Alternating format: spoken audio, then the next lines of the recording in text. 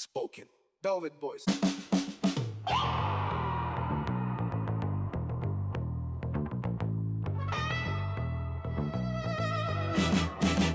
Slide on in, partner. Y'all are tuned in to Black Death One. Oh, one where the streets talk and the reels ride. This ain't just a podcast, baby. It's a revolution with rhythm. Now let's get into it. Welcome to the Black Death 101 podcast, where the streets talk and the reels roll. We dissect our favorite Blaxploitation films that saved Hollywood and still influence it today. I am your host, Nubius Black, and giving him 5 on the right-hand side, my brother from another mother, Johnny Deth. What's going on, man? We lost an hour. We lost an hour last night, the daylight savings time. And I think you lost an hour and 28 minutes to a movie that you didn't care for this week. No, you are absolutely correct. This movie was not just the first third of the film. The whole movie just was everywhere. But tell them what this movie's about and let them get mad at you. Okay. Well, cool cats, slide in, serve yourselves up a beer, maybe a plate of beans, and let's ride back to America in 1972 and be forewarned. Once again, there will be spoilers. There will be harsh, racially charged language, maybe even in the title of this week's movie. Maybe. Oh, definitely. 72, America, restless. Vietnam, still grinding on, and the trust in government was cracked.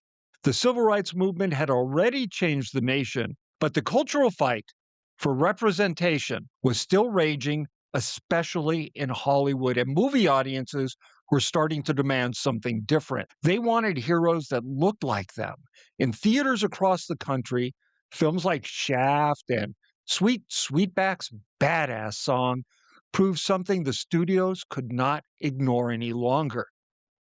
Black audiences would show up in huge numbers to see stories centered on Black characters with power, agency, and attitude. And out of that moment came the cycle that we now call Blaxploitation. These films had swagger, funk soundtracks, streetwise heroes, detectives, hustlers, fighters, survivors navigating a tough world. But most of these stories lived in the city. Then, in 1972, somebody asked a different question. What if the Black hero rode a horse? What if the Blaxploitation hero rode straight into the Western? And that brings us to tonight's film, The Legend of Nigger Charlie, also known as The Legend of Black Charley. It's a frontier story that put one of the coolest men ever to step in front of the camera into the saddle. Fred Williamson, the former Kansas City Chiefs defensive back turned actor. And after this film, he'd become one of the defining action hero stars of the 1970s. Now, originally the role was offered to actor Woody Strode, but he ultimately dropped out of the project. Enter Fred Williamson. Now, this cat, I think he had the right physical presence, the energy for the role. He had the stature, the stamina, the intensity, and the sideburns needed to play pork Charlie. chops. He had pork chops glued to the side of his face. You know, later on in the movie, they're joking about maybe becoming a barber, and Cooley's kind of rubbing his bald head when they're talking about it. All I could think of, who the fuck has a sharp enough knife or razor to get those sideburns so perfect? So that's a question. For being a slave in the beginning of this movie, he still had them sideburns. So who was saving him to look like that? Really? Really. This movie, we gotta let them know that this movie is not Buck and the Preacher. It's not Blazing Saddles. It's not Django Unchained. It's none of those good ones, in my opinion. This movie is, even with the title, they're trying to be outrageous for outrageousness' sake. So when the film is going on, whenever you think they're gonna settle down into a story, it's like, we gotta remind everybody that this movie is gonna be outrageous just because of the title, because we're gonna bring up nigga maybe 75 times in this film, to the point where you go, At least. I'm reading on this film, and it's the same thing that they're claiming in hip hop today, which is all bullshit. It's like, oh, we can say nigga as much as we want because we're trying to reclaim the title, the name, and put a positive spin on it, but white folks can't say it, and blah, blah, blah. It just was so fucking, that happened in 1972, and they're still trying to push that bullshit today. So, yeah, if you're offended by that type of shit, and I can take a lot of shit, but goddamn, 75 fucking times, I'm done. I was done. The wife went to bed, the dogs went to sleep. I sat there watching this movie, drinking a glass of wine, going, Johnny owes me one big time. He owes me two, because he had me watching Lady Sings the Blues last time. So yeah, you owe me two. So continue about the story of this film. Okay, well, at the time they made this film, Williamson had never starred in a movie. He had two tiny bit parts in other films. He had been in MASH and When You Coming Home, Julie Moon, I think. Small parts. He had never even fired a gun or ridden a horse, and they spent a week teaching him both skills before filming began. The story itself begins in Africa. Now, a young boy that later becomes named Charlie and his mother Theo are captured and they're forced into slavery, and we pick up in the antebellum South. 20 years later, Charlie's grown. He's a skilled blacksmith, and Theo gets the master who's dying to grant Charlie his freedom. And I think Theo and the master maybe had something going on because there was a genuine affection between those two. Going back to the beginning in Africa, I think I picked up something on this rewatch that I didn't really remember the beginning of the film because I was thinking more of Soul and Nigger Charlie when I picked this one. They show this one bad tribe scooping up people from, I guess, the peaceful tribe to sell to the slavers. You see a woman, she's dressed a little differently than everyone else, and she's obviously basketball hidden under the costume style pregnant. You then see the baby, and you see this woman has died. I guess it's Theo picks up the baby, takes him with her to the slavers, and they end up on that plantation. But later in the film, there's a character called Shadow, and he asks Charlie, "Where was you born?" And Right. Charlie says, "Virginia," because he can't even remember where he comes from. Right. Shadow even thought he was Indian. Yeah, but Shadow says, "What I am and what I really am, two different things." But man, back at that plantation, he's got a girlfriend. He's trying to get it on. They get interrupted violently. Charlie ends up killing the fucking cracker guy named Houston, and I'm hating this motherfucker. And this is the same actor that I felt bad for when he's the father of the mutant babies in the It's Alive movies. Right. Yeah, John Ryan had a little more range than I remembered because I never remembered him from the Charlie movie. But Charlie beats him to death while Toby, played by Fred Williamson's sidekick, Derville Martin. In fact, I kind of picture Fred Williamson as like Bud Abbott, the really serious straight man, and Derville Martin's like the Lou Costello to him. I guess, but it seems to me that Darrell Martin's character was always more of a Jiminy Cricket. He's the guy who always had common sense, who always tried to talk sense into any of Fred Williams's movies that he's in, and Williams never listens. Never listens. No. And he always gets Darrell Martin into trouble. And that goes all the way down to when they're doing Hell Up in Harlem and Black Caesar and those type of films. But going back on what you were talking about with this, I hate another one. See, I told you I don't like slave movies, and this is another thing. The kindly slave owner on his deathbed who offers freedom to his slaves. Not all of them, just some of them. But Mama wants to stay there with Massa, and I'm just sitting there going, Are you fucking kidding me? This is why white people are fucked up today because they believe this fairy tale. Because I ain't buying it. You know, I treated your people like shit for fucking decades. I made shit tons of money off of their backs. They died and they suffered under my whip. But I'm feeling giving this day. I'm not buying that shit. And they tried to play this thing as like you said, like maybe Mama and Massa had something going on, and they tried to make it and try to tenderize it and make it sweet. And Fred Williamson, out of the blue, gets a letter of, okay, the guy wrote a note saying that he's a free man now. But Fred Williamson, in the beginning, he barely could read. He doesn't know where he comes from. He talks atypical slave gibberish. Within 5 minutes, he's a college professor.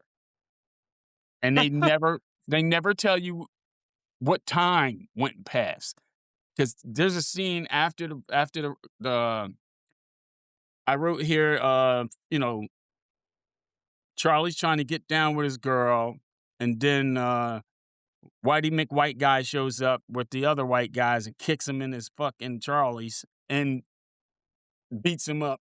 I don't know what happened to the girl, and he didn't even bother trying to go back and get her, but he went back to kill the bad guy, which made no sense to me. You would have thought he would have took his girl with him, but he didn't, and because he has priorities and shit. And all of a sudden, he knows how to ride a horse. He never ridden a horse before. I mean, the character, not to mention Fred Williamson, but he's an expert shooter. I mean, they gave him all the tropes, and the tropes came too fast and too heavy where he didn't learn.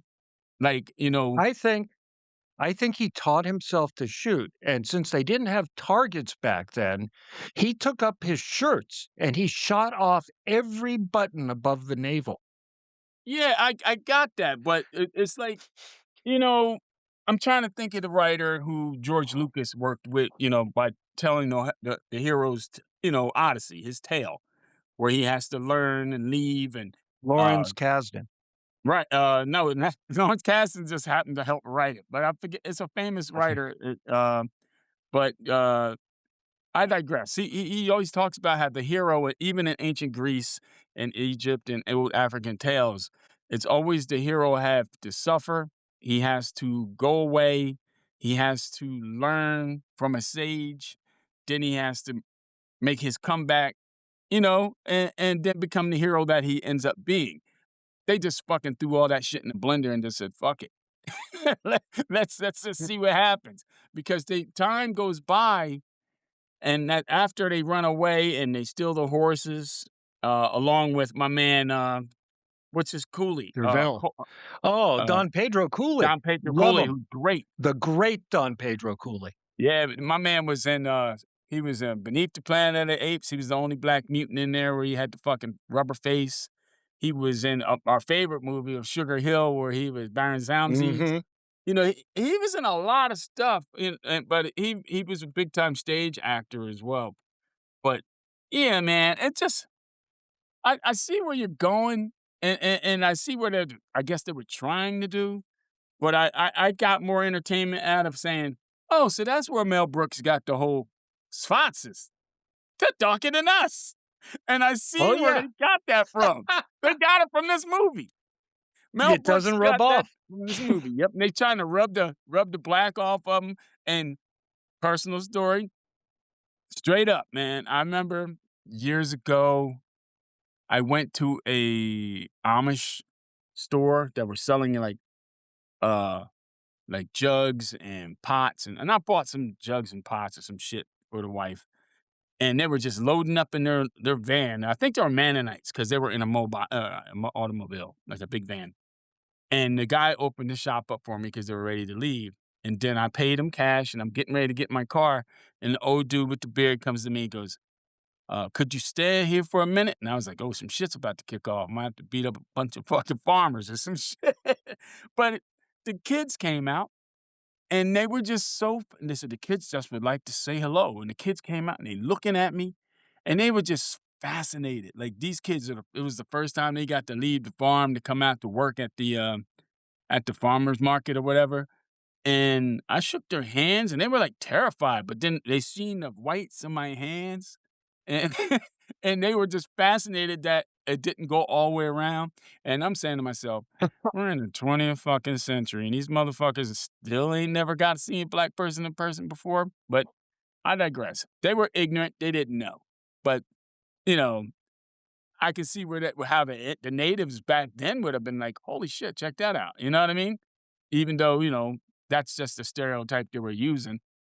But yeah, this film again, he gained his heroship, his hero badge way too fast for me. But continue with the story, and I'll jump in with another good one. Sure. So Joshua and Toby and Charlie, they steal the horses. He's killed Houston, and they ride away. And now that part of the movie is over. And as you said, you thought maybe he would go back for that girl? There's a point a little bit later on when he and the guys are sitting around a campfire, and Toby looks at him and says, I know what you're thinking. I know who you're thinking about. I'm thinking, okay, now we're at the part where he goes back for his girl.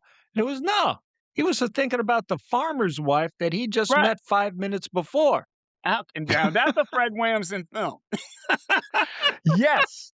So the three of these guys are now fugitives. They're running from slave catchers and a bounty hunter that never gives up. He is so skilled that he can shoot an escaped slave who's in bed with a prostitute, but he never gives up. So they chase him across the American frontier. He tries to teach Derville Martin to shoot. And what I was wishing they would have done would have had Derville Martin, like every time he had to really shoot someone, like close his eyes and look away and squint and get a headshot. I just wish that he would have been like the accidental marksman. Right. Because it would have been perfect. So they get to a small town, and it's been weeks and weeks. They've been hunted by these guys. So they decide, we're stopping and having a beer. In Mexico. Yeah. But it's a town of mostly white folks in Mexico. But the bartender was Mexican. And they all kind of clear off the streets because they're like 4 black men. But they know what black people are. There's a kid there who runs up because by this point, the whole West has heard the legend of Charlie. So this kid runs up and he's like, look, I can shoot. I practice every day. I'm real good. And Fred Williams is like, yeah, don't shoot your foot off. They go in the bar and everyone leaves and they pour themselves some beers. And the sheriff comes in and tells them, hey, those bounty hunters are on your trail. And they're like, well, we just want to drink. We don't want trouble. Sheriff rides out and tells the bounty hunters to fuck off, and they don't listen to him. He goes back, tells the guys, hey, they're here, and then the bounty hunters kill the sheriff. We get a shootout that kind of ends abruptly. It's a decent little shootout, but this bounty hunter that never gives up, I guess he was either killed or he just decided to run away after the shootout, because now this part of the movie is over. No, I think he got shot out the window. Okay, so he was the guy that got out the window. Yeah, I think you're right. The mystery black guy who just happened to be at that bar at the time, just that saved Charlie, that was about to get shot from above on this balcony. The mystery black dude shot him. He fell down. Charlie turned away. The bounty hunter, who, go back now, said in the beginning of the movie, I wouldn't fucking do anything for this guy. And he's talking about the slave master, basically saying he was a piece of shit. Yet out of the blue, he's got a hard on for Charlie now. When he just said he wouldn't do anything for this guy. Why chase Charlie if you could care less? But they needed a bad guy. They needed that trope. And that trope came as fast as it went. Because he was supposed to be so great. He got shot in the chest and he called, you dumb nigger. Dude, he shot you. You're the dumb one. And then Charlie shot him with a shotgun and he went flying through the window. So yeah, that part of the movie was over after that shot. And, and Charlie had the hard on for the half-breed, as they say, the half-breed Native American white woman, another man's wife. So yeah, that was definitely a Fred Williamson scene right there, because he puts that in every fucking movie he's in, getting somebody else's woman. Continue. He's got to. So Literally, the shootout isn't over for 10 seconds. That whole part of the movie, them being pursued by bounty hunters, done. And now Charlie walks out, and immediately this farmer with this, I don't know, in some angles, she's really pretty. And then she opens her mouth, and man, It's something right. I thought it was me. no, no. Because I was talking to my wife about it, Tina, and I said, Tina's like, oh, she's beautiful. I go, wait till she opens her mouth, honey. And she's like, oh, yeah, I can Yeah, see yeah, that now. it's weird, right? And she does look Yeah, very native. She has a really good native look to her, but like you said, when she opens that mouth, man, it's like a bear trap. Woo! yeah. Oof. So the farmer asked Charlie to help because there's men that keep riding up to his place every couple of weeks to rape his wife and eat his food, and they done already killed his brother. So Charlie looks at this cuckold simp and says, no, and they ride off.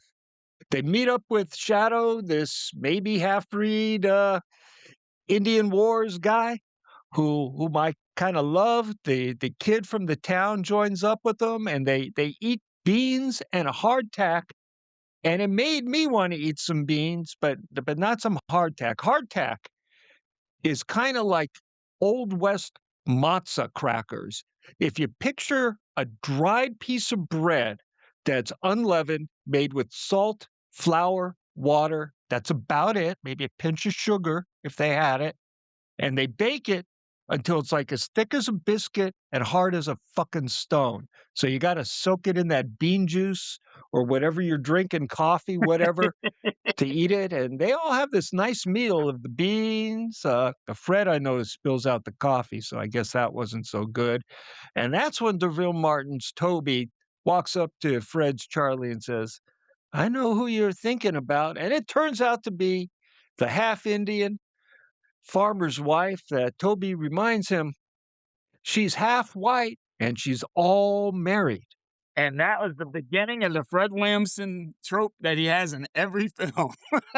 Right. And a third and final part of the legends part of the movie. So Fred and the farmer's wife, they hook up. The bad guy is a scary ass preacher. And during a shootout with this ungodly outlaw, Joshua is killed. Fucking Shadow and the kid get it. And that leaves Charlie and Toby to ride off in search of the sequel, which was called The Yeah, Soul of Nigger Charlie. a trilogy of films. Because when I was looking for Yeah. this film, and you kept trying to steer me in a direction, I kept coming up with everyone, and it had the same actors in the beginning. That's why I said maybe this is it. You kept no, that ain't it, and then you told me where to find it. But there's a trilogy of this shit. So when people Yes. say they're getting tired of trilogies and all that, yeah, been there, done that. These motherfuckers been doing this shit forever. Watch Planet of the Apes series, for Christ's sake. I'm talking about the Roddy McDowell ones. They've been around forever. Star Trek, all that shit. So people need to just lighten up. But my question I have for you: who was the Indian guy? Was that the wife's brother? Remember they I had the knife don't fight in know. the barn? Yeah, it was actually a pretty good knife fight. Right. It was very realistic. That was my favorite scene in the whole movie. Same here. I was saving it for last. But yeah, no, that's great. And then at the end, he kind of lets him ride off too. He gives him a chance to leave. The guy had a He little gives bit him of his a knife back yeah, and said, "My fight is not with you." go. Yeah, Go. no, your fight may not be with him, but you sure like his people, his women. Hmm. So But that, you get a fight, you get a knife fight, you get a couple of good shootouts, you get some riding, you get some eating beans. yeah, Blazing Saddles, the Blazing Saddles. That's what it reminded me of. Just eating the beans. But I'm like, Mel Brooks watched this movie, and you know he did because there's so many tropes he took from this film that you see in Blazing Saddles, and that's the bean eating scene where they're all sitting around. I guess they're being the Magnificent Five now, or the Furious Five, because there ain't seven of them, so there's five of them. But I was pissed also that my favorite characters were the ones to die. Yeah. I liked the kid and Shadow and what was Cooley's character's name? Joshua. Joshua. I like those characters. They're the ones I kind of linked on to because they were serious, yet they knew where they knew what they wanted to do. They knew where they wanted to go and who they wanted to be. Where Charlie was figuring shit out, and they were like, Mhm. "Well, I guess we gotta follow this motherfucker." You know what I mean? Because they were literally like, "This dude is gonna get us killed." He told them that you're gonna get us killed. We got away from slavery just to run and follow you, and we're gonna die because we're busy following you and your stupidity. But they kept following them. So who's the fool? The fool that follows them. So there's that. But Well, at one uh, point, the sheriff tells them, before he gets killed, he tells them, "Hey, everyone's heard about you guys." And what do they take from that? Not, "Oh shit, we better go incognito." They take, Toby's like, we're famous. "Yeah, And the weird part is that sheriff was the nicest person to them that wasn't black. yeah, Besides the farmer who was getting dogged out, he was the nicest. He didn't come there with any animosity or anger or fear. He says, "We know who you are. We know what you did. We know why you did it, and we're cool with that. But you need to take that shit elsewhere because we got women and kids in this town, and we don't want nothing bad happening to them. Can you just please leave?" Because it was weird. It's like they beat up the racists in the bar, and everybody leaves, and I'm like, so did they steal this bar now? Do they own this bar? Because nobody's there. And just again, I know they had press for time and editing and all that good shit. I couldn't get through to any of the time jumps. Like when Charlie is talking, he gives this one, this soulful speech of, "I'm tired of running. I'm tired of running. I wants to be a free man, and I'm tired of running. I ain't running no more." And I'm like, dude, you escaped yesterday. What? And then you said it took weeks. They went on a run for weeks. I'm like, shit, I didn't see that shit. I seen it as, It's one line of dialogue while they're riding away. I think it's when they're up on the bluff and they see the bounty hunters coming from the distance. I think one of them says something like, "They've been following us for 5 days and they don't let up." Or 5 weeks. okay. I'm sorry. "They've been following us for 5 weeks and they don't let up." That's the only reason I knew it wasn't the next morning. Yeah, but I sure didn't pick up on that. I'm glad you did. Because I was like, damn, he doing all this preaching about wanting to run away and not wanting to be, caught. And I get all that, but it sounded like, damn, the way it played out in the sequence, I thought it was literally the next day. Because It feels like it feels like one day and then they're like, "Okay, we're not running anymore. We're having a beer. No right, more right. running." And they magically went from Virginia to Mexico on horseback with no Oh provisions. yeah, by way But of Hollywood. yeah, by way of Hollywood / Virginia. Because wasn't that filmed in a real plantation? Yes, it was. They shot all that stuff in a real plantation. They had location shooting in Jamaica for the African scenes, and then I think a lot of it was in New Mexico after that. Really? They actually filmed the slave stuff in Jamaica? I Jamaica, I yeah, I looked I at was it and it shocked. it it looked like very much like, stock footage to me. I think they made it look like that. Oh, to show that it was back in the day? Yes. But by that measure, the whole movie should have been looked like stock footage because the whole movie was back in the day. Oh man! So after the knife fights and the shootouts, what stayed with me after the movie wasn't the violence. It was the time spent with these three men: Charlie, Toby, Joshua. You watch them ride together. They joke with each other. They argue a little bit. They sit around talking about what freedom might look like if they ever actually reach it. And somewhere along the trail, I realized that I like these guys. I didn't just want to watch them ride across the screen. I wanted to sit down with them by the fire and share some beans and hardtack and listen to the night bugs buzzing out on the prairie and hear them swap stories about where they'd been and where they hoped they might end up. And I think that is something the movie does really well. It gives you time with the characters. They feel like traveling companions, not just like action figures in gunfights.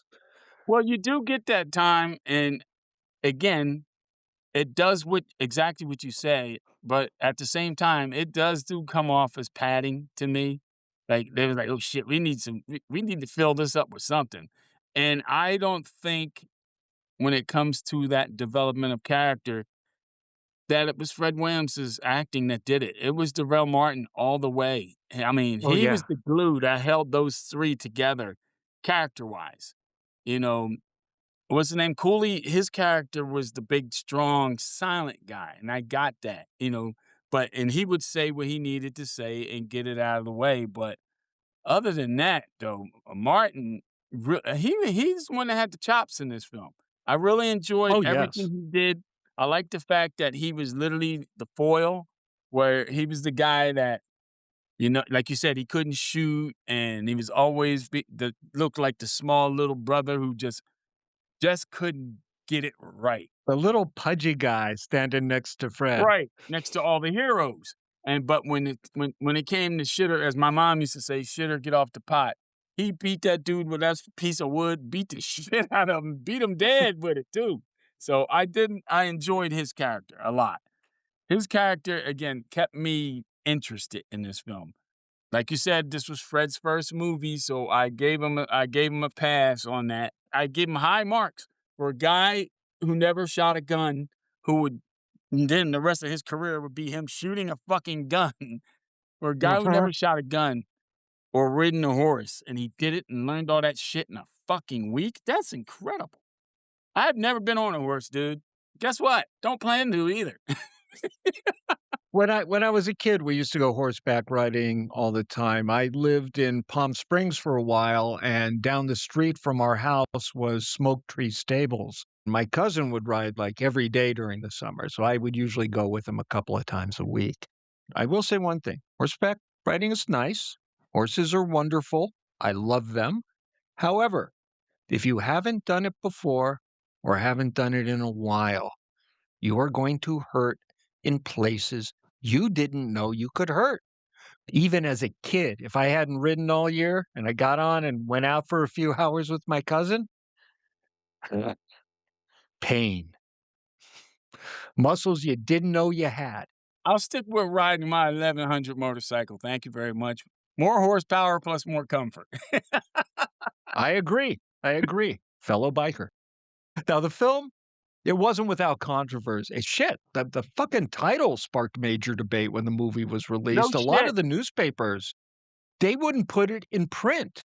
Instead, they would use the legend of Black Charley, or simply just Black Charley. Fred Williamson later said that he believed the controversial title helped draw attention to the film and reflected the social tensions of the era.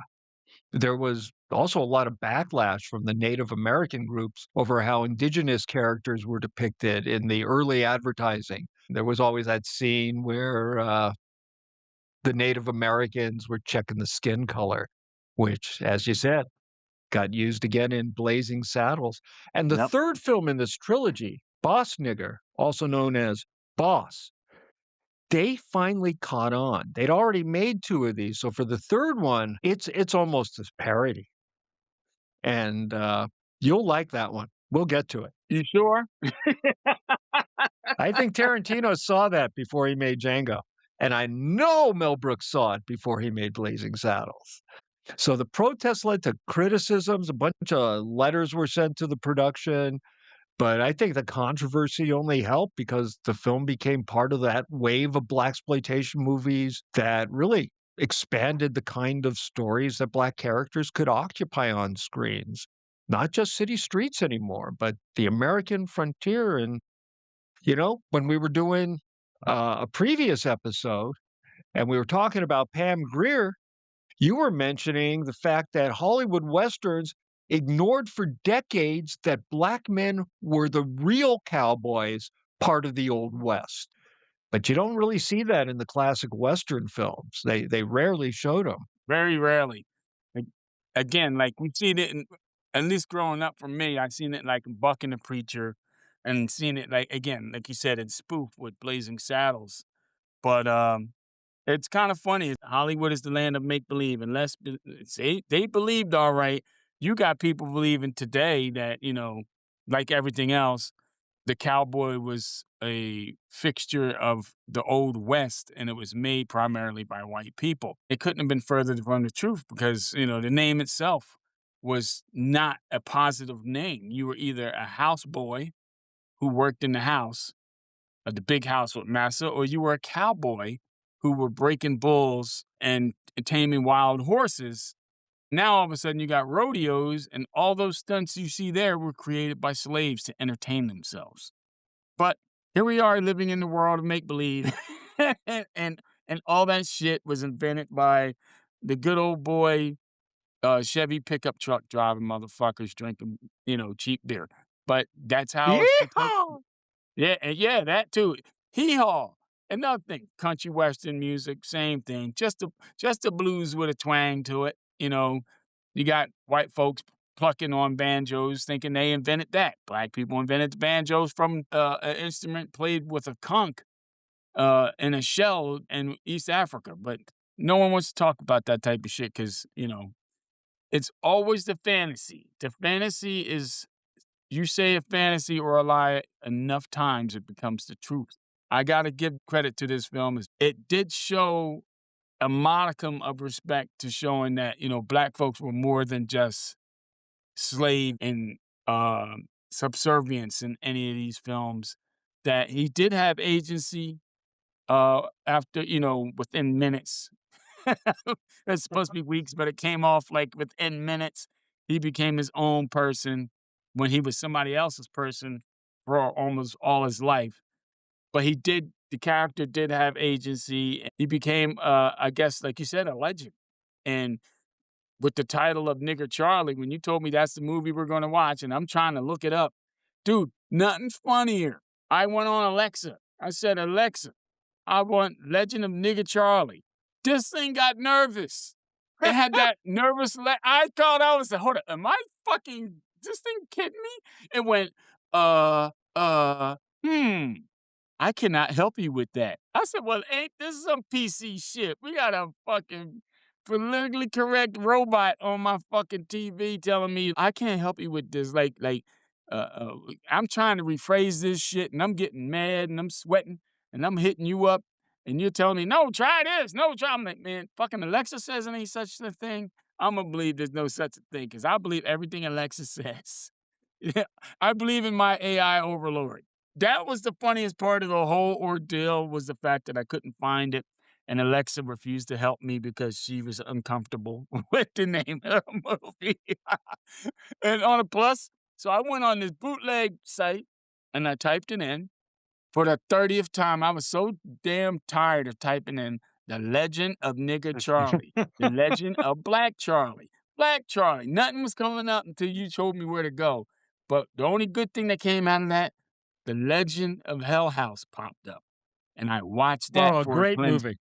Great 1970s, 75? That movie was great. Roddy McDowell, that was a good movie. I loved the old one. So, yeah, that Legend I got on. I would, shit. If The Legend of Billie Jean popped up, I think I would have watched that shit too. The Legend of the Ten Rings, that was a good one. But yeah, this movie, again, I see where it was trying to go. Wasn't my jam. Wasn't my cup of tea. But I got through it. And that's if anything with trauma, you got to go through it. You got to go through hell to get to heaven, as they say. And I think I went through hell watching this shit and didn't realize the time changed. And I was like, Jesus Christ, it's this late and I'm watching this shit? I went through a time warp. If you want to watch a movie with Darrell Martin in it, if you're a fan of his, because he died, man, he was young when he passed away, dude. So how old was he when he was making these flicks? In this one, he looks like a babe. Yeah, I think he was like 47 when he died. He died in the 80s. And he was just getting started. That was the guy who played Willie Green in Dolomite. That's right. He directed the first Dolomite movie. Yep. Where Dolomite, you watched it and you knew what you were getting into for being fucking ridiculous and cheap. This one, they were trying to make a real movie with real sets and real locations. And to me, it just, again, I'm not a slave movie dude, so it just fell south with me. And I get it. that's all I'm gonna say. You owe me 2 movies. That's all I'm saying. You gave me 2 weekends of total depression. Well, sometimes you got to go down before you can get back up. Basically, what you have is a movie about guys who ride off into freedom. And sometimes what a Western needs is just a horse, a road, a campfire somewhere under the stars. Some beans. Yeah, beans, sideburns, and a couple of friends riding into the unknown. And that's all I got on this one. Well, that's what you got. We did get all that. So I usually tell you to watch these flicks, and judge for yourself. And this one, watch it at your own risk. It matters how. If you're sensitive to this type of shit, don't do it. But if you think you can deal with the first third of this film, you'll be all right. I mean, you look at it like from what the facts that we gave you, but this is Williamson's first film, and the first time he shot a gun, and the first time he rode a horse, and Durrell Martin. And Pedro Cooley's in this film, and this really hot Indian chick Until She Smiles, she's in it. And if you can't find it, just pick up your cable remote, and if you have the voice feature, put in Legend of Black Charley, then look at ways to watch. You should be able to find it free on FilmRise, which is some new free service I didn't know about. Well, you definitely don't want to say nigga, Charlie, because the AI get nervous and be like, I don't, no, I can't help you with that. No, can't do that. That was incredible. So one more Academy Award film now next week. What do you say? Dude, we got to do Get Out. You owe me this. We're doing Get Out. We got to do Get Out. And if you like what you're hearing and you're down with what we're saying and you're down with the brown, as they used to say, like, subscribe, share, Apple Podcasts, Spotify, YouTube. We're on all the channels now, right? Oh, yeah. We're everywhere. So you have no excuse. If I had to sit through this for you, you could at least sit for fucking 45 minutes of a podcast when you're driving in and out of work. That's the least you can do. Give us a thumbs up, give us some comments, give us some suggestions, and go back to shoot 'em ups and monsters. That's what we like. Okay. And that's where we're headed. So come back, same black time. Same black channel. Peace. Peace. Where the drums met the sun, Theo held her only son. Chains came fast, ships cut deep, ocean swallowed what it couldn't keep. But a spark don't drown in flame, even stolen, it keeps its name.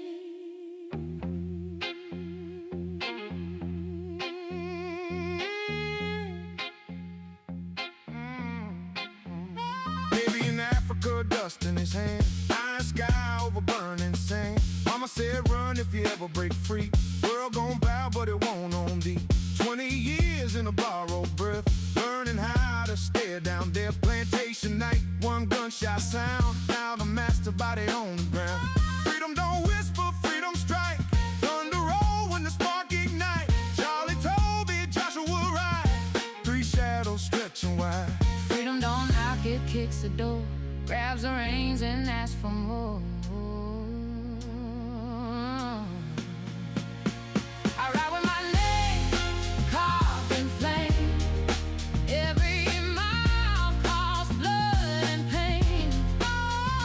They can hang a price, curse my name, but they can't break what I became. When the dust rises up like cold steel rain.